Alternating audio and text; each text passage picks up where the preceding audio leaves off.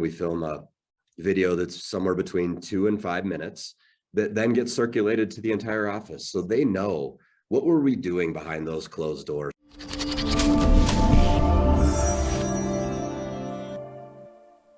One of the things that I see in companies, at your head count is communication becomes a bit of an issue in a high growth company, right? So you doubled in headcount, you have a lot of stuff, you'll probably double again in headcount over a period of time.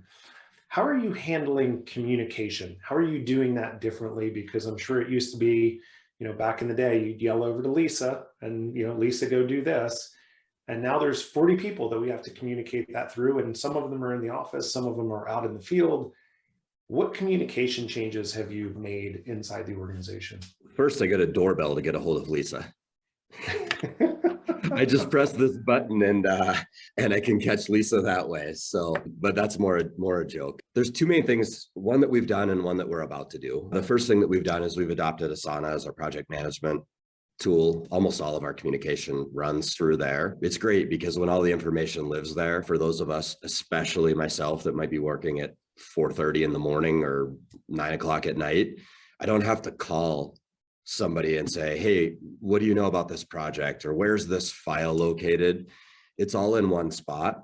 And then we've outgrown our current office. So we close on a new building in a month, and we have designed the inside of that to flow where the departments that need to speak to one another are next to one another. So we almost set the office up in like a big horseshoe, for lack of a better word, or maybe even a circle. And everything will start with acquisitions. We've got to find the land before we do anything else. So acquisitions is here.